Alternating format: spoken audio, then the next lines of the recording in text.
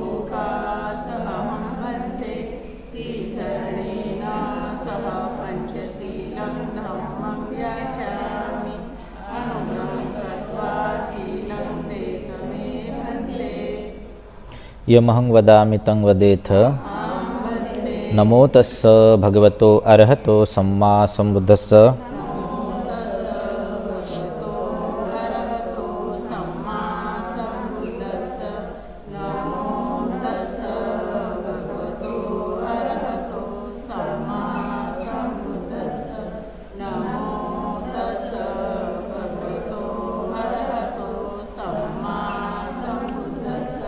बुद्धं शरणं गच्छामि, धम्मं शरणं गच्छामि, संघं शरणं गच्छामि, द्वितीयंपि बुद्धं शरणं गच्छामि, द्वितीयंपि धम्मं शरणं गच्छामि, द्वितीयंपि संघं शरणं गच्छामि, तृतीयंपि बुद्धं शरणं गच्छामि, तृतीयंपि धम्मं शरणं गच्छामि, तृतीयंपि संघं शरणं गच्छामि,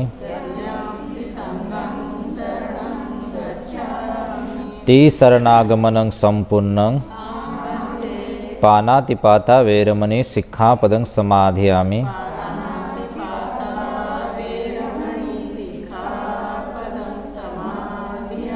अदिन्ना दाना वेरमणि सिक्खापदं समाधियामि।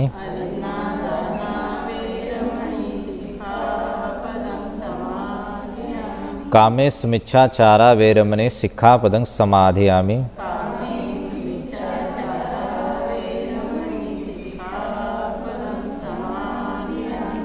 मुस्सावादा वेरमणि सिक्खापदं समाधियामि।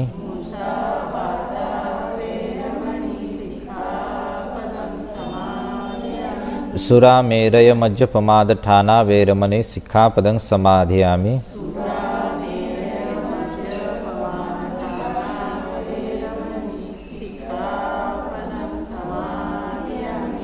शरणेन सद्धिं पंचशीलं धम्मं साधुकं सुरक्षितं कृत्वा अपमादेन संपादेथ।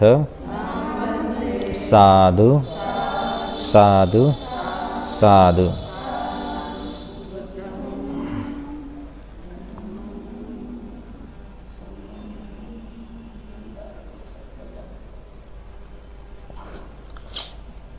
श्रद्धावंत उपासिकांनो, कालच्या भागामध्ये आपण विशाखाच्या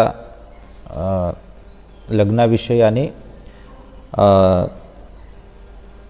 कशा प्रकारे तिचं लग्न झालं ते आपण मागच्या भागात पाहिलं. आजच्या भागामध्ये आपण तिने कर्म काय केलं, त्या कर्माचा विपाक तिला कसा भेटला ते कालच्या भागात पाहिलं की नाही. आता जेव्हा लग्न झाल्यानंतर जेव्हा सासऱ्याच्या घरी जात होती तर त्यावेळेस बघा वडिलांनी आपल्या मुलीला उपदेश केला की बाबा तिथं गेल्यानंतर आपल्याला तिथं कसा कसा व्यवहार करायचा आहे की नाही. आता सांगतो का बरं आपण. हां तर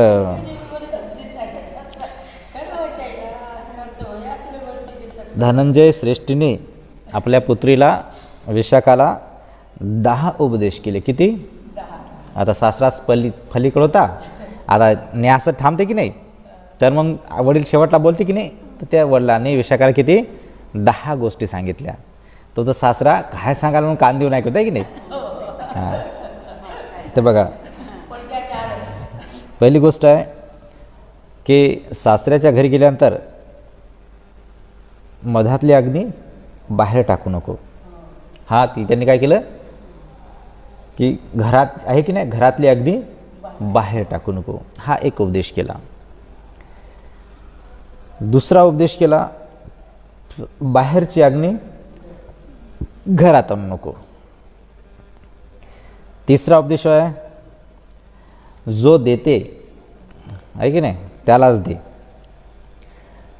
जे देत नाही त्याला देऊ नको. त्याच्यानंतर जे देत नाही, जे देते त्याला दे. 6वा उपदेश, सुखाने बसलं पाहिजे. सुखाने बसलं पाहिजे, सुखानेच जेवण केलं पाहिजे, सुखानेच झोपलं पाहिजे. आणि अग्नी असते की नाही, अग्नीची परिचर्या केली पाहिजे. आणि शेवटची काय, मधातल्या देवतांचा काय केलं पाहिजे, प्रणाम केला पाहिजे. मधातले जे देवस्थान, घरातले जे देवता असतात ना, त्यांना काय केलं पाहिजे, प्रणाम केला पाहिजे, त्यांना वंदन केलं पाहिजे. तर असं कोणी शिकवलं, त्याच्या वडिलांनी. आपण काय शिकवतो तुम्हाला माहिती आहे, सांगायचं काम नाही की नाही, कारण मला तेवढं काही माहिती नाही, पण माहीत आहे. तर काय सांगलं, विशाखाचा वडील विशाखाला म्हणते की विशाखा, इथून जेव्हा जाशील तू सासऱ्याच्या घरी, तर काय कर, मधातली अग्नी बाहेर टाकू नको. दुसरा सांगितलं की बाहेरची अग्नी घरात आणू नको. तिसरं सांगितलं, जे देते त्याला दे, जे देत नाही त्याला देऊ नको. जे देते जे देणार आहे त्याला दे, आणि जे देत नाही त्याला सुद्धा दे. जे देत नाही त्याला दे, आणि जे देते त्यालाही दे, अशा दोघालाही दे. सुखाने बसलं पाहिजे, सुखानंच जेवण केलं पाहिजे, आणि सुखानंच झोपलं पाहिजे. अग्नीची परिचर्या केली पाहिजे, आणि मधातल्या देवतांना काय केलं पाहिजे, वंदन केलं पाहिजे, त्यांना संतुष्ट केलं पाहिजे. तर हे 10 गोष्टी कोण शिकवल्या, विशाखाच्या वडिलांनी विशाखाला शिकवल्या. तर सासरा कान देऊन ऐकत होता, काय सांगायला नाही की नाही, त्याने ऐकलं पण त्याला समजलं नाही काय आहे ते, त्याचा अर्थ समजला नाही त्याला. तर अशा प्रकारे केल्यानंतर राजाला वाटलं की इथं गेल्यानंतर तिकडचे परिवारचे लोक माझ्या मुलीवर काही आरोप टाकतील, आहे की नाही. तर म्हणून काय केलं, 8 लोकांची नियुक्ती केली, समजदार लोकांची 8 लोकांची नियुक्ती केली. त्यासोबत पाठवून दिलं की उद्या जर कधी काही झालं तर हे 8 लोक याचा निर्णय देतील, आहे की नाही. सरळ इकडे येता का तुम्ही, आम्हाला काही सांगू नका. म्हणून त्या 8 लोकांना, समजदार 8 लोकांना विशाखासोबत पाठवून दिलं, आणि सांगितलं की तिथे काही जरी झालं, माझ्यापूर्वी काही जरी चूक झाली तर या 8 लोकांना बोलवा, बसवा, आणि त्याची विचारपूस करा, आहे की नाही. अशा प्रकारे हे केलं. आणि महालता प्रसाद काय, ते किती 9 करोडचा महालता प्रसाद काय पुत्री, आता जाता नाही की नाही, तर ते तिला वगैरे घातला. आणि बघा स्त्रियांना किती गोष्टी लागतात, आहे की नाही, साबण लागते, तेल लागते, ह्या गोष्टी लागतात की नाही, मेकअपचं सामान. तर त्यांनी 54 करोड रुपये आपल्या मुलींच्या काय म्हणतो त्याला, ते मेकअपसाठी ज्या ज्या गोष्टी लागतील, नवऱ्याला मागायचं काही काम पडलं नाही पाहिजे, म्हणून कोणी, विशाखाच्या वडिलांनी विशाखाला काय किती करोड रुपये दिले, 54 करोड रुपये दिले. कशासाठी, मेकअपसाठी, की नाही, साबण, तेल, आहे की नाही, ज्या ज्या गोष्टी मेकअपच्या आहेत त्या गोष्टी करण्यासाठी काय 9 करोडचं काय केलं. ते नाही ते एक हे महालता प्रसाद नावाचं एक असते, ड्रेस असते, ते त्याला हिरे, माणिक, मोती जेवढे आहेत ना तेवढा, ते कपड्याचं नसते, ते सुद्धा चांदीचं तार बनवतात, त्या ताराला ते करतात, की नाही, पूर्ण. एवढंच नाही तर तिच्या व्यवस्थेसाठी किती पैसे दिले त्यांनी, 54 करोड रुपये दिले. 54 करोड मुद्रा, बरं. हां, आता चौकरमध्ये हे पैसे म्हणसाल, त्या काळची होते, त्या काळात सोनं चांदीचा व्यवहार होता, आता आहे की नाही, आता जास्त लोभ आहे म्हणून ते अंतरित व्हायला. तर अशा प्रकारे बसल्यानंतर काय केलं, एवढं मोठं तिने काय केलं, धन घेतलं, आणि खूप मोठा रथ घेतला, आणि त्या रथावर तिने राजासहित, प्रसेनजित राजा वगैरे सर्वच लोक निघले. आणि त्या ठिकाणी काय खूप मोठे मोठे 4 गाव होते. तर त्या 4 गावामध्ये किती एक त्या ठिकाणी जर गाव म्हणलं तर का श्रीलंकेमध्ये जे अनुराधापूर पाहिलं असेल, तर त्या अनुराधापूरमध्ये त्या साकेत नगरावर 4 नगर होते, आणि त्या 4 नगराला बिनून काय झालं होतं, साकेत नगर झालं होतं. तर तेथे गेल्यानंतर त्यांनी काय सांगितलं की त्या लोकांना सांगितलं, घोषणा केली की ज्या लोकांना माझ्या पुत्रीसोबत जायचं त्यांनी जाऊ शकतात, ज्याला नाही जायचं ते राहू शकतात. तर त्याला वाटलं अरे आपली एवढी स्नेहानं राहणारी मुलगी चालली, इथं काय करायचं आपण, निघले विशाखाच्या मागं. तर असं केल्यानंतर ते नगर असं खाली खाली वाटत होतं की इतकं मोठं नगर सर्व कोणाच्या मागं चाललं, विशाखाच्या मागं. तर ही गोष्ट पाहिली तर राजा प्रश्न काय केलं, समोर आला आणि जो काही सासरा आहे ना शेवटला आहे की नाही मग पाहासाठी, मग त्यांनी पाहिलं इतके लोक कशासाठी आले हे आहे की नाही. तर काय सांगलं, त्याने सांगलं की बाबा विशाखाच्या सेवेसाठी हे सर्व लोक आले की नाही. तर त्याला वाटलं बा इतकं जर आलं तर आपल्या घरचं धन किती लवकर खतम होईल, याला रोज द्यायला लागेल, मंजुरी द्यायला लागेल की नाही, इतके लोक आले. म्हणून त्यांनी सांगितलं की या लोकांना काय करा, मारून हाकलून द्या, तुम्ही येऊ देऊ नका. मग त्याला मारून हाकलत द्या. तर विशाखा म्हणे की बघा तुम्ही काय त्याला मारू वगैरे नका की नाही, त्याला मारू नका, काय करा तिथे येतील आणि स्वतः काम करून खातील आहे की नाही, तर तुमच्या याच्यावर ते राहणार नाहीत. तर असं केल्यानं मात्र काय तरी त्याला ते पटलं नाही, तरी लोकांना सांगला आणि त्याला काय केलं, त्याला हाकलून द्यायला लागलं. म्हणजे लाकडांनी, म्हणजे आपल्या काय म्हणतो त्याला ढेले वगैरे असतात की नाही ते वगैरे मारायला सांगितले आणि चांगल्या प्रकारे लाठीने त्या लोकांना मारून हाकलून द्यासाठी तर तसंच प्रकारे केलं. तर अशा प्रकारे केल्यानंतर मग त्याला वाटलं की नाही एवढे ठीक आहे की नाही, इतके सेवक बस झाले. असं केल्यानंतर काय मग समोरले श्रावस्ती आले. श्रावस्ती आल्यानंतर विशाखाने विचार केला की नाही काय काय स्त्रिया त्याच्यात राहतात ना, कशात आपल्या पालखीमध्ये जातात त्या हां हां पालखी होते झाकून जात नाहीत का, नेत नाहीत का, ते याच्यावर टाकतात ना, ते खांद्यावर टाकून घेऊन जातात. ते तिथं गेल्यानंतर विशाखात विचारायला की मी नेमकी काय करू, पालखीतून बाहेर जाऊ काय पालखीत राहू. मग तिला वाटलं की अरे माझ्या बापाने हे 9 करोडचं जे हे दिलेलं आहे की नाही, हे ड्रेस 9 करोडचा ड्रेस दिला, मग ते काय कामाचं, काय केलं पाहिजे, याचं प्रदर्शन केलं पाहिजे. जसे बघा एखाद्या स्त्रीने जर सुंदर साडी आली तर बघा घातल्या तर इकडे जाईल तिकडे जाईल की नाही, दाखवायसाठी की बघा बाबा मी किती चांगली साडी घेतली. तर म्हणून तिला असं वाटलं की बाबा हे दाखवलं पाहिजे ना, म्हणून ती उतरली आणि रथात बसली. रथात बसल्यानंतर ते लोक म्हणते अरे ती हीच विशाखा आहे का, बापरे म्हणते की अरे हे विशाखालाच ह्या गोष्टी सोबतात नाही, आणि विशाखा फार सुंदर दिसत होती. तर अशा प्रकारे केलं, नाना प्रकारच्या मग त्या लोकांनी विचार केला की अरे लग्नाला ज्या दिवशी गेलो ना याच्या बापाने हिच्या बापाने आपल्याला किती भेटवस्तू दिल्या, किती मान सन्मान दिला लग्नामध्ये, आता हे आपल्या इकडे आले की नाही, मग आपण काय केलं पाहिजे, आपण हिचा काय केला पाहिजे, मान सन्मान केला. मग त्या लोकांनी काय केलं, खूप भेटवस्तू विशाखाला दिल्या. मग विशाखाने काय केलं, त्या भेटवस्तू किती आणि प्रत्येक व्यक्ती ते भेटवस्तू काय आपल्या आईवडिलाच्या इकडं पाठवून दिल्या. तर अशा प्रकारे त्या सर्व नातेवाईक काय आत्मीय ही गोष्ट केली आणि त्या सर्वांना काय की काय केलं आपण, हिच्या आवडल्याने आपल्याला किती चांगलं हे ठेवलं तिथं, तर आपण काय करू विशाखाला तशाच प्रकारे आपण भेटवस्तू आणि त्या विशाखाविषयी काय केलं तिने स्नेह त्या लोकांनी सर्वांनी प्रकट केला. तर अशा प्रकारे काय झालं तिथं गेलं. आता तिथं गेल्यानंतर काय झालं, गेल्यानंतर ते जे शिक्षित घोडा असते की नाही, शिक्षित घोडी असते की नाही, म्हणजे शब्द बोलला तर ती पूर्ण ऐकते. तर अशा घोडी काय झाली, रात्रीला काय झाली, प्रसव वेदना तिला चालू झाल्या. मग ही कोणाला गोष्ट सांगितली, विशाखाला सांगितली की बघा आपली जी घोडी आहे की नाही शिक्षित घोडी, तर तिला काय गर्भाच्या वेदना होत आहे की नाही, प्रसव वेदना होत आहे. तर असं केल्यानंतर काही ते हातात ते दीपक धरतात ना, ते लाठीसारखा दीपक असते की नाही, तर तसं ते करून काय आल्यानंतर विशाखा सुद्धा सोबत आली. मग काय केलं विशाखाने, त्या बाळ दिल्यानंतर त्याला की नाही त्या गरम पाण्याने तिला धुतलं आणि तेल वगैरे लावलं आणि लगेच पुन्हा वापस आले. तर हे सासऱ्याने पाहिलं आहे की नाही. अशा प्रकारे सासरा पण काय करा, सासरा काही बोलला नाही. मग आता सासऱ्या तर मग आता म्हणतो की नाही, आता आपल्या घरी जर एखादी नवीन सून आली तर आपण काय करतो, मंगल उत्सव साजरा करतो की नाही, आली म्हणून आपल्या घरी सर्व गावाला जेवण देतो किंवा जे भिक्षू आहे त्या भिक्षूंना आमंत्रण देतो. तर अशा प्रकारे त्यांनी काय केलं, मग 500 निघंट साधूला. आता निघंट म्हणजे तुम्हाला सांगितलं ना मी, निघंट ते ज्याच्या अंगावर कपडे नाहीत आहे की नाही, कठोर तप करतात आहे की नाही, आणि शरीरावर कोणते काय कपडे वगैरे करतात, असे काय नग्न साधू. आता नग्न साधुकाचा उपासक सुद्धा नाही हा. तर त्या लोकांना किती 500 लोकांना काय केलं, घरी जेवायला मंगल कार्यामध्ये आमंत्रण दिलं. आता आमंत्रण दिला तर ते सर्व शाळामध्ये बसले जेवायसाठी. मग ते म्हणते की बा सून दाखवा, मला सुनाला दाखवायला नाही की नाही, बा कशी सून आहे.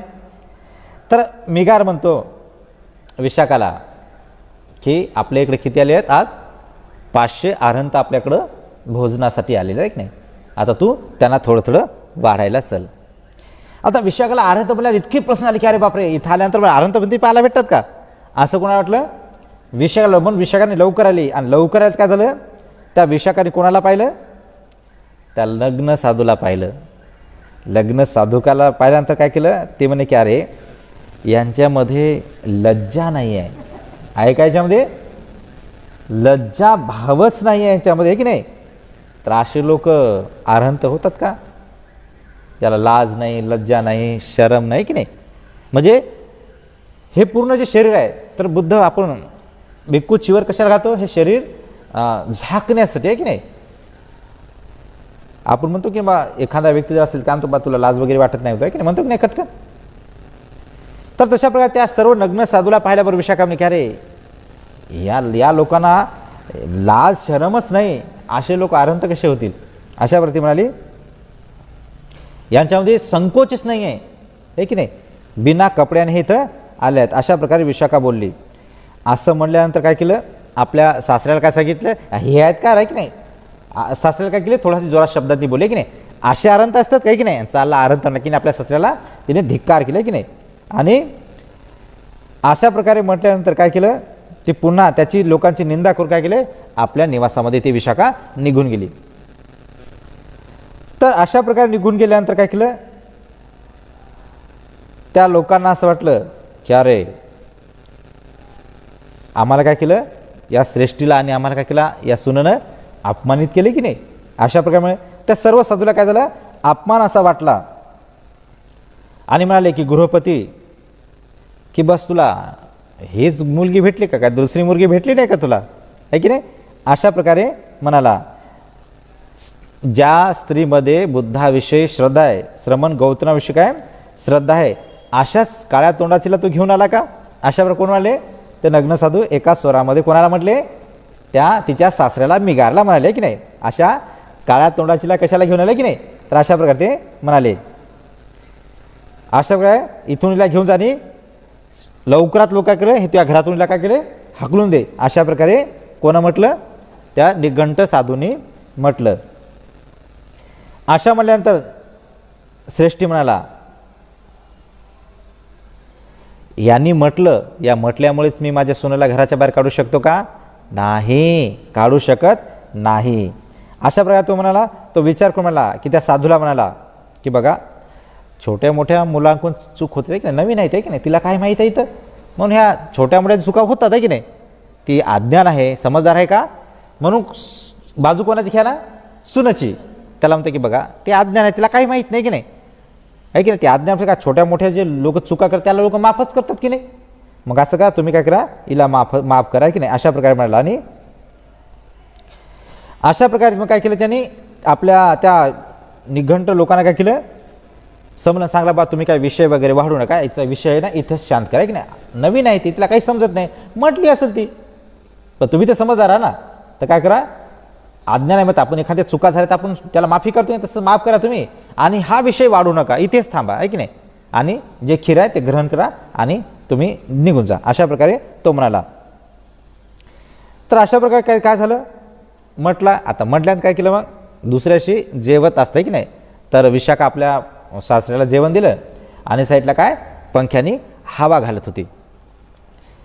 तर हवा घालत होती काय करत, त्या ठिकाणी काय पिंड पातिक भिक्षू आला भिक्षा मागण्यासाठी. तर आल्यानंतर काय केलं, विशाखाने पाहिलं की भिक्षू आला. तिला वाटलं की अरे भिक्षू भिक्षा मागण्यासाठी आला नाही. मग तिला वाटलं अरे माझ्यामुळे ते माझ्या सासऱ्याला दिसत नाही, म्हणून काय केली, ती साईडला गेली. आणि सासरा त्याला पाहायला बरं त्या भिक्षूला समोर, पण पाहिल्यात काय केलं, त्याने अजून खाली मुठी घातलं आणि खाऊ लागला. मग विशाखाला असं वाटलं की अरे आता समोरासमोर हे भिक्षू दिसते ना, तरी काय केलं, आता खाली मुठ करून पाहतो नाही, म्हणून तो लगेच मी भिक्षू भंतेजी तुम्ही समोर जा, माझा सासरा शिळ खात आहे. आता सांगा पहिल्याच एवढ्या चुका झाल्या आहे की नाही. पहिले काय ऐकलं, त्या बापानं सांगलेलं ऐकलं की नाही, 10 गोष्टी. आता काय सांगल्या बापा, नंतर काय भडकवलं तर नाही आमच्याविषयी. पहिला शंका. दुसरी शंका काय, ती घोडी आहे की नाही, रात्री मध्यरात्री त्या घोडीला हे करायला की नाही.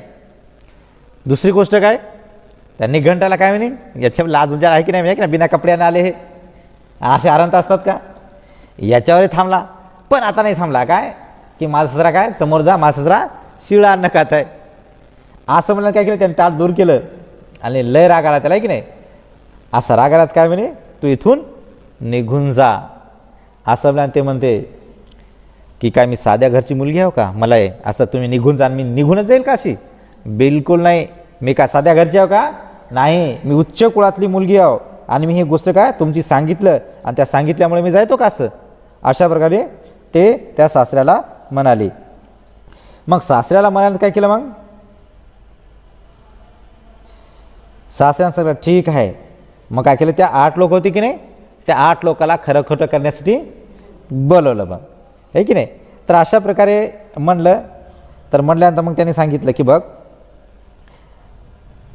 इथं आल्यानंतर काय ते 8 माणसं आले ना, मग ते खरं खोटं करायसाठी आल्यानंतर ते म्हणते की बघ अशा प्रकारे काय झालं. तर एक वेळेस काय सांगितलं की बाईची चूक कुठं आहे, की आल्यानंतर काय केलं ना, रात्रीला घोडीसाठी देवा घेऊन त्या घोडीची केलं. अशा प्रकारे तिने केलं की नाही, ही चूक तिची आहे.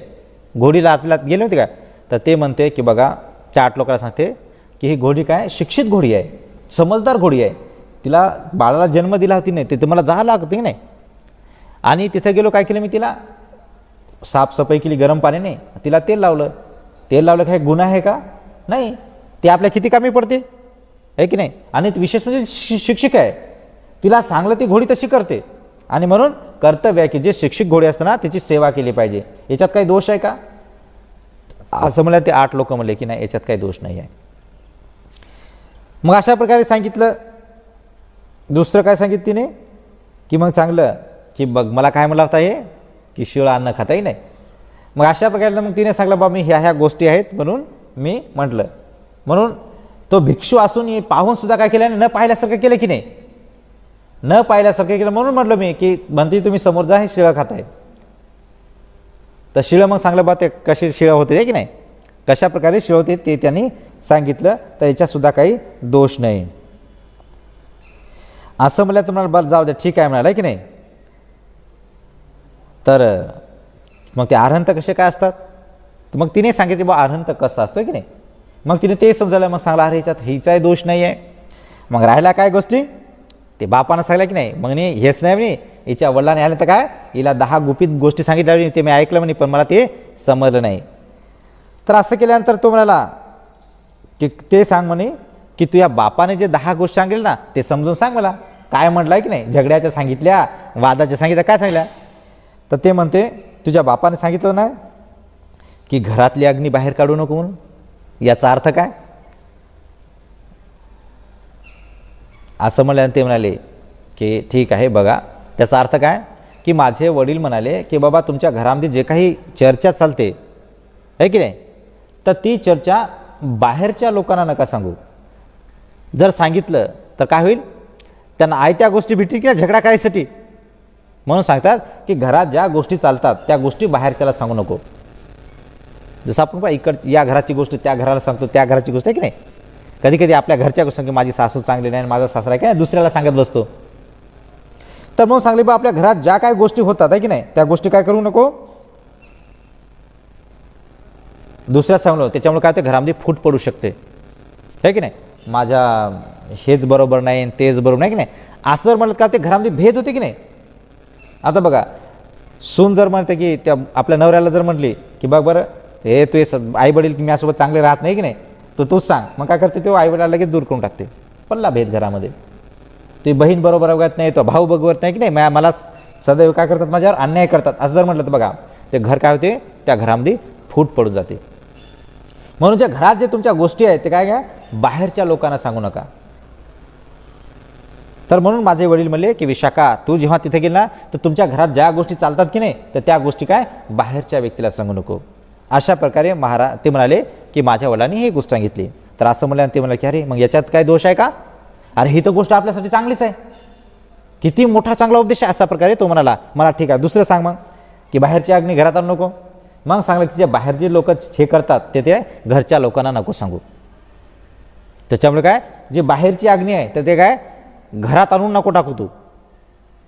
तर याला म्हणतात की हे घरची म्हणजे बाहेरची अग्नी, जे बाहेरच्या लोकांचे दुर्गुण आहेत तर ते घरात नको बाखाण करू की नाही, काही लोक बघा आपल्या घरात आपल्या परिवाराबद्दल सांगतात, बघा ते घर कसं आहे की नाही, त्या घरात असंच आहे तसंच आहे नाही की नाही, मग हे लोक असेच राहतात तसेच राहा की नाही. तर हे बाहेरच्या गोष्टी काय आपण घरामध्ये ते काय करतो सांगतो, त्याच्यामुळे काय होते घर पेटते. या गोष्टीमुळे काय होते घरामध्ये सुद्धा काय होते भेद पडतो. तर म्हणून ते म्हणतात की बा जे बाहेरची अग्नी आहे तर काय करतात मधात तुम्ही आणू नका. आता बाहेरचे लोक सांगतात की नाही, नवीन सुनाला तुला माहित आहे का ते अशा झालं होते की नाही, त्या नवीन सुनाला माहीत नसते ना काय ते, मग इकडच्या तिकडे जर गेली तर काय होते ते सांगतात अरे तुझा सासरा असाच आहे तुझी सासू अशीच आहे की नाही, मग ते तुझी ते काय म्हणते तुझा नवरा असाच होता आहे की नाही, मग हे परिवारच असा आहे, हे भडकून देतात की नाहीत. तर ते म्हणते बा जे बाहेरचं आहे ना तर ते घरात आणू नको देऊ, ते बाहेरचं बाहेरच सोड. तर म्हणतात म्हणून बुद्ध म्हणून त्याचा बाप म्हणते की विशाखा बाहेरची अग्नी घरात आणू नको.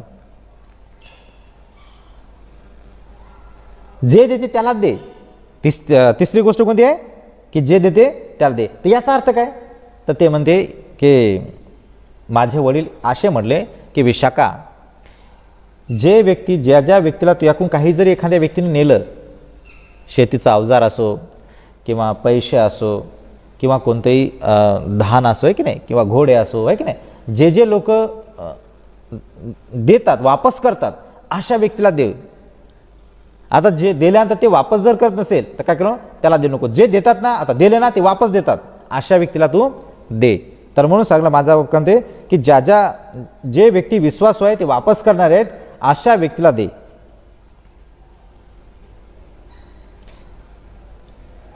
आणि जे देत नाही त्याला मात्र देऊच नको. आता बघ काय काय लोकांना आपण देतो की नाही, कोणतीही वस्तू देतो आपण ते वापस करतात का, वापस आजच देतो उद्या देतो नाही की अशा प्रकारे करतात आणि हे करतात. बघा माझं एक काम होतं विहाराच्या बाबतीमध्ये, तर अकोल्याचा एक व्यक्ती होता त्याच्याकडे ते काम दिलं, म्हणजे भंतीजी 15 दिवसात करून टाकतो मी तुमचं काम 15 दिवसामध्ये. मग त्याला मी 15,000 रुपये दिले की बाबा माझं काम कर विहाराचं. अहो त्याला फोन केला म्हणायचं भंतीजी आत्ताच करतो म्हणे, भंतीजी बस नेटवरच पहा म्हणे. अशा प्रकारचे कारणं सांगले माझे दिले 15,000 आणि त्याच्याकडे यायला मला 25,000 लागले. आता नागपूरहून ते अकोल्याला यावं लागत ना, ते म्हणायचं भंते झालं काम घेऊनच जा. आता तिथून त्याला सांगायचं ना की भंते झालं नाही बाबा तुम्ही काय येऊ नका. त्याला फोन केला ते म्हणे भंतेची बस 8 दिवसात केले. मग 8 दिवस थांबले. फोन केला झालं का, हां भंते झालं घेऊन जा. आलो तर भरदे अरे भंतेजी नेट नव्हतं. असे करता करता माझे 25,000 गेले. मग मी त्याला आणलं बोलवलं की बाबा तुला करायचं तर कर नाही की नको करू, पण यानंतर मी तुला फोनही करत नाही आणि येणं जाय का. अरे म्हटलं तुला 15,000 दिले पण 25,000 गेले म्हणलं. परेशानी. त्याला म्हटलं त्यांनी आपल्या मुलीची शपथ घातली म्हणे भंतीजी माझ्या मुलीची शपथ म्हणे, डोक्यावर हटेला भंती तुमचं काम करतोच म्हणे. मी म्हटलं तू आता पैसे समज म्हटलं तुला मी दानच दिले जाऊ दे नकोच म्हणला आहे की नाही. तर उपास का तो व्यक्ती आता या वर्षी याच्यामध्ये मेला, करोनामध्ये मेला तो व्यक्ती. म्हणून भिक्खूचे पैसे घेणे सोपं नाहीत. आणि विशेष गोष्ट आपल्याला जे काम जमत नाही, कारण भंतेजी सर्वसाधारण नाहीत आहे की नाही. त्याच्यामुळे आणि भंते त्या विहाराचं काम केलं तर तिथे किती जरी भिक्षू आले तर किती पुण्याचं काम आहे. म्हणून बघा आपल्या लोकांना हे सुद्धा माहीत नाही आणि असं वाटलं चला आपला माणूस आहे बाबा हे जर केलं आपण त्याला फुकट करून दे म्हणत होतो का, त्याला आपण पैसे देतो ना की बाबा हे पैसे घे आणि माझं काम करून दे. म्हणून मी आपल्या लोकांना जेव्हा काम करतो ना त्याच्याकडून फुकट कधीच करून घेईना. बाबा हे पैसे घे आणि करून दे. उद्या नको आहे की नाही, उद्या ढिंडोरा फेटीत सुटतात नाही का, मी भंतीचं हे काम करून दिलं आणि ते काम करून नाही वावाच करत बसतात लगे आहे की नाही. तर म्हणून मी कोणाकोणी जरी कधी काम करून घेत असेल तर मी कोणाकडून फुकट घेत नाही. बाबा तू मेहनत केली हे घे पैसे आहे की नाही. हां जर तुला दान द्यायचं असेल ना तर विहारात येऊन दे, इथं नको त्या घरी. तर मग बघा काय झाला तो व्यक्ती या करोनामध्ये मरण पावला. ते मला त्या उपासकच फोन आला म्हणे भंतेजी माहीत आहे का तुम्हाला, मी नाही. तो व्यक्ती मरण पावला म्हणे. जाऊ दे म्हणलं संपला विषय. म्हणजे बघा कर्ज घेऊन गेला की तो व्यक्ती. आता सांगा ते कर्ज सांगा त्याला किती जन्म त्याला भिकारी करेल ते. म्हणून जे देत नाहीत ना त्याला देऊच नको. म्हणून आपण जे असतात की आपण जेव्हा एखाद्या व्यक्तीला दिलं तो जर देत नसेल वापस कधी तर बुद्ध म्हणतात की त्याचा वडील काय म्हणते विशाखाचा की विशाखा त्या व्यक्तीला तू कधी देऊ नको. नंतरची गोष्ट 5वी, दिल्यानंतर जे देत नाही आहे की नाही देणाऱ्या व्यक्तीला दे आणि न देणाऱ्या व्यक्तीला दे. मग त्याचा याच्यात काय आहे की बघा, काही काही लोक असतात काय होतात, गरीब असतात. आपण त्या गरीब लोकांना जर दिलं तर दिलं ठीक आहे, नाही तर राहिलं. म्हणून ही एक भावना असली पाहिजे की अरे हा व्यक्ती गरीब आहे, या व्यक्तीला दिलं, जर याला परतफेड करायला जर नसेल ना तर बाबा तुलाच राहू दे. नंतरची गोष्ट की जे देत नाही त्याला दे,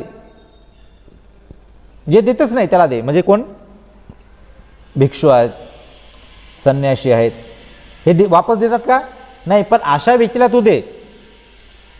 भिक्षू तुमच्या घरी येतात, नाना प्रकारचे लोक येतात की नाही, संन्याशी लोक, तर हे संन्याशी लोक आले तर काय कर, याला हे काय वापस देतात का, नाही, पण या लोकांना काय कर, आळस करू नको, कधी जर घरी आला तो कंटिन्यू त्याला काय दे. तर अशा प्रकारे सांगलं की जे देत नाहीत त्याला सुद्धा दे. नंतरची गोष्ट सांगली बा, 6वी गोष्ट काय, सुखाने बसलं पाहिजे. मग याचा अर्थ काय, ते म्हणाले की बा याचा अर्थ माझ्या वडिलांचा हा तात्पर्य होता की बघ, अशा आसनावर बसू नको, अशा पलंगावर बसू नको की सासू सासरे आल्यानंतर त्या पलंगावरून तुला उठून दुसरीकडे बसावं लागेल.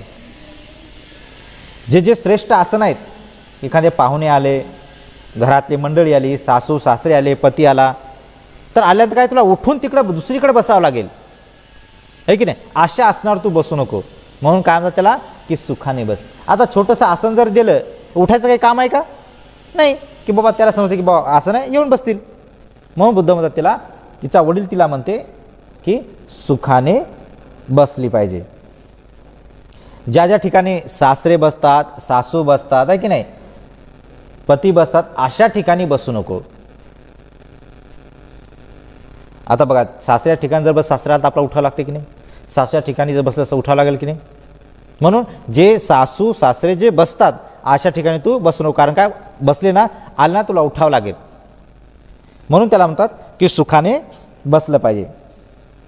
सुखाने जेवण केलं पाहिजे. सुखाने जेवण केलं पाहिजे म्हणजे की सर्वांचं जेवण झाल्यानंतर शेवटला जेवण केलं पाहिजे. म्हणजे शेवटला जेवण केलं, बघा कोणाला लागेल का जेवता तर मला काय की बाबा मला भाजीच कमी पडली, बाबा भाजी दे, उठावं लागेल की नाही. म्हणून सर्वांचे जेवण झाले घरातले तर शांतपणे बसून मन भरून जेवण कर.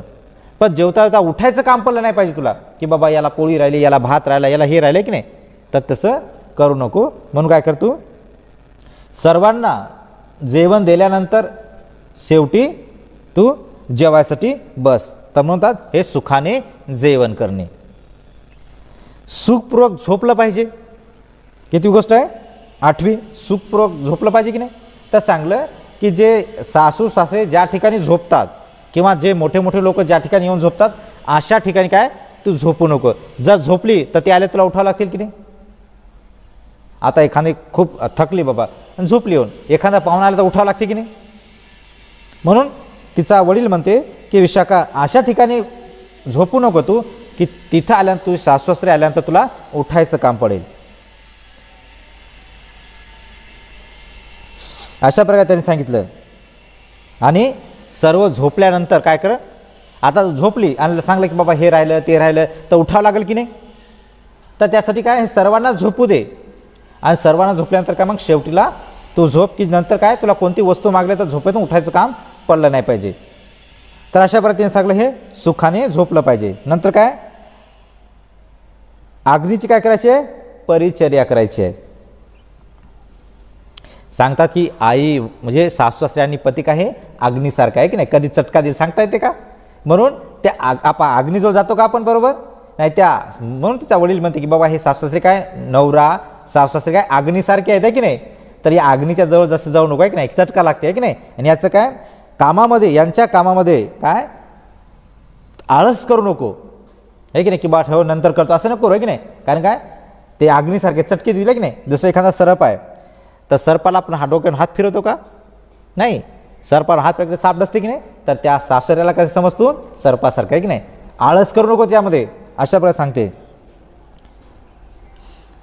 जसं आपण सापाला त्या सर्पाला भिवून काम करतो की नाही कोणतंही बी, तसंच सासऱ्याला काय म्हणते सर्पाचं आहे की नाही, सर्प आहेत ते, त्यासोबत जास्त हे करू नको आहे की नाही, त्याच्यापेक्षा दूर आहे. आणि आळस करू नको. सासऱ्याचे जे काम आहेत ना त्या कामामध्ये पतीचे कामं असं की नाही आळस करू नको, ते कामं पटकन कर, अशा वेळेला सांगते. नंतर म्हणतात घरामधल्या देवताची पूजन. मग घरातले देव सांगतात की बघ माझ्या वडिलांनी सांगितलं की घराच्या देवताची वंदन करायचं. म्हणजे सासऱ्याला काय देवता म्हणजे देवता कोण आहेत, जो पती आहे या पतीला काय कर देव समज आणि देव समजून त्याच्यानुसार तसं कार्य वगैरे तू कर, असं सांगलं. सास आणि ससूर आणि पती या तिघांना काय देवता म्हणून त्याची काय कर तू सेवा कर, आहे की नाही. तर अशा प्रकारे त्याच्यासोबत देवतासारखा व्यवहार तू कर, अशा प्रकारे कोणी सांगितलं, तिच्या वडिलांनी सांगितलं. असं त्याचा अर्थ हे आहे. असं म्हणल्यानंतर मी घर म्हणा, अरे हे तर चांगल्याच गोष्टी आहेत बाबा, ह्याच्यात काय वाईट आहे. असं म्हणल्या तो काय म्हणाला, ठीक आहे म्हणाला. आणि तो जो आहे की बा विशाखामध्ये कोणत्याही प्रकारचा काय दोष नाही. बघा त्या 8 लोकांनी काय केलं, समोर साक्षी ठेवली आणि साक्षी ठेवून काय केलं, एका शब्दाचा अर्थ विचारला, एका शब्दाचा अर्थ तिने सांगितला. तर सांगितलं की माझ्या वडिलांनी मला येताना ह्या गोष्टी शिकवल्या. तर त्याला वाटतं की अरे अशा गोष्टी जर केल्या तर आपल्या परिवाराची भरभराटच होईल, नुकसान तर काहीच नाही. आणि म्हणून सांगतो की नाही विशाखा तुझ्यामध्ये काहीच दोष नाही आहे, तू काही इथून जाऊ नको, अशा प्रकारे म्हटलं. तर अशा प्रकारे म्हटल्यानंतर बघा मग त्यांनी सांगितलं की मग ते आरहंत कसे असतात, अशा प्रकारे कोणी सांगितलं आरहंत. मग त्यांनी सांगितलं बघ ठीक आहे, मग काय कर, ठीक आहे तुला काय कर, मग आता आरहंत आहेत ना, मग आता वंदन बोलव इकडे आपल्या घरी, अशा प्रकारे तिने सांगलं. अशा प्रकारे तिने सांगितलं. आणि हे जे गोष्ट आहे तर काय झाली, ही गोष्टीमध्ये काय निर्दोष ती सुटली. आणि त्याच्यामुळे काय जे तिचे विरोध करते त्या लोकांचं काय झालं, तोंड बंद झालं, अशा प्रकारे. तर याच्या अशा प्रकारे सांगल्यानंतर तो काय म्हणतो की ठीक आहे आता ही गोष्ट काय मी पूर्ण केली आहे की नाही, तर याच्यात मी दोषी आहो का, नाही आहे. अशा मला सांगलं की आता आम्ही निर्दोषी असतो, आहे की नाही, तर आता काय निर्दोष आहो. आणि आता निर्दोष होऊन कुठे चाललो, मी माझ्या वडिलाच्या घरी चाललो. माझा वडील म्हणला नाही पाहिजे की तो दोष वाईट करून आली का इकडे, की नाही. आता मी निर्दोष आहे की नाही. आत्ता मी मात्र पहिले जातो का, जात होती कधी चांगलं की नाही, मी काय साध्या घरची आहो का, मी जाणार नाही. मग जे खरं खोटं झालं आणि खरं खोटं झाल्यानंतर सांगलं की विशाखा तू निर्दोष आहे, असं म्हटल्यानंतर विशाखा म्हणे की मी आता माझ्या आईवडिलांच्या घरी जातोय. असं म्हटल्यानंतर त्यांनी काय केलं, अशा प्रतीने घोषणाच केली मी माझ्या आईवडिलांच्या घरी जातो. असं म्हणलं तर सासऱ्याने काय केलं, मग तिची माफी मागितली की नाही, बॉ ठीक आहे तू घरी जाऊ नको, तू आमच्यासाठी चांगली आहेस, आम्हीच तुला वाईट वगैरे समजलं की नाही. तर अशा प्रकारे सांगितलं की ठीक आहे मी माझ्या आईच्या घरी निघून जातो, अशा प्रकारे सांगलं. तो म्हणाला की अरे मी विशाखाला काय बिना विचार करताच आहे की नाही, असं नाही बोलायला पाहिजे की नाही, किंवा असा आरोप करायला पाहिजे नाही. म्हणून काय केलं त्यांनी, क्षमा मागितली. कोणाला, विशाखाला. असं म्हणल्या तो म्हणाला की ठीक आहे जर तुम्हाला क्षमा मागायची असेल, आहे की नाही, तर काय करा तुम्ही, मी तुम्हाला क्षमा करतो की नाही. तुम्ही जर ह्या गोष्टी जर तुम्हाला क्षमा मागायची असेल तर मी तुम्हाला क्षमा देईल, पण मी काय बौद्ध धम्मसंघाविषयी काय माझी श्रद्धा आहे आणि मी काय बुद्धांची सेविका श्रद्धा करण्यावर, आणि अशा प्रकारे मी त्या धर्मावर माझी श्रद्धा आहे आणि त्या कुळामध्ये काय त्या ज्या कुळांची बौद्ध धम्मसंघावर श्रद्धा आहे अशा कुळातले मी कन्या आहो, असं कोणं सांगितलं, विशाखाने तिच्या सासऱ्याला सांगितलं. माझा भिक्खू संघाची पूजा करणे, त्यांना भोजन देणे हे माझा नित्य धर्म आहे. आता इथं तुम्ही आमच्या भिक्खूला जेवण देता का तुम्ही, आहे की नाही, खाऊन सुद्धा पाहून सुद्धा भिक्षूला पाहून सुद्धा खाली म्हणून घातलं, आणि मी काय त्या भिक्खूची काय उपासिका आहो, आहे की नाही, मला त्या भिक्खूची नित्य सेवा करायचं आहे आणि तो माझा धर्म आहे, अशा प्रकारे ती विशाखा म्हणाली. तिने म्हटलं बघ तुझ्या घरी जर मी राहायची ठेवलंच मला तर काय मला स्वातंत्र्य द्या, काय घ्या मला स्वातंत्र्यता द्या इथं बुद्ध धम्माचं पालन करण्यासाठी. जर इथं जर तुम्ही जर मला स्वातंत्र्य दिलं तर ठीक आहे मी राहील, नाहीतर मी निघून जाईल. माझ्या घरी काय इथं आल्यानंतर मला काय स्वातंत्र्य आहे, मी भिक्षू येतील त्याचा धर्म उपदेश ऐकेल, त्याला भोजन दान देईल, त्याला दान कर्म करा की नाही, असं असेल मला त्याची आराधना करण्याची काय करा स्वातंत्र्य द्या. आणि असं जर झालं तर मात्र काय मी जरा नाही. तर असं म्हणलं ते म्हणलं की ठीक आहे, तू काय कर, तुझ्या मताने ज्या भिक्षूला बोलवायचं त्या भिक्षूला बोल, त्याची आराधना करायची का, तू आराधना कर, आहे की नाही, याच्यामध्ये मला कोणता काही आपत्ती नाही की नाही, मला काही संकट वगैरे माझ्यावर येणार नाही. अशा कर तो म्हणाला, तुला जसं करायचं तसं कर, पण तू माझ्या घरून जाऊ नको. कोण मागली क्षमा? सासऱ्याने क्षमा मागितली. आणि क्षमा मागितल्यानंतर विषय काय म्हणते की मी बुद्ध धर्माची उपासिका आहे की नाही, आणि इथं आल्यानंतर भिक्षू येतील, हे येतील, आहे की नाही, तर इथं आल्यानंतर मला सेवा करायला भेटायली का? नाही आहे. तर म्हणून मी बुद्धाची उपासिका, म्हणून जर मला इथं राहायचं असेल तर मला स्वातंत्र्य द्या. भिक्षूचा उपदेश ऐकणे, भिक्खूची सेवा करणे की नाही, हा माझा नित्य धर्म आहे. असं असेल तरच मी राहील, नाही तर मी माझ्या आईवडिलांच्या घरी निघून जातो. असं म्हटल्यानंतर तो भिकार काय म्हणला की बरं ठीक आहे, काय जाऊ नको तू, तुझ्या मताने तुला जे काही करायचं आतापासून तुला पूर्ण स्वातंत्र्य आहे. कारण तुझ्या गोष्टीमध्ये काय, आमच्या घराची भरभराटच आहे. आमच्या घराचं तुला इतक्या गोष्टी तू मला सांगितल्या, तर नखासारखं सुद्धा आमच्या घराचं नुकसान होईल का? तू जर आमच्या घरात, आमच्या घराचा फायदाच फायदा होईल आणि आमच्या घराचं कधीच नुकसान होणार नाही. म्हणून त्यांनी सांगितलं की तुला राहायचं का राय, तुला ज्याची आराधना करायची का त्याची तू आराधना कराय की नाही, तर आम्हाला त्याच्याविषयी काय कोणती आपत्ती नाही, विपत्ती नाही की नाही, त्याच्यापासून काय आम्हाला नुकसान नाही आहे. अशा प्रकारे म्हणलं. तर अशा प्रकारे केल्यानंतर उद्या विशाखा बुद्धाला आमंत्रित करते, तर कसं करते ते आपण उद्याच्या भागामध्ये पाहूया. मला साधू साधू साधू.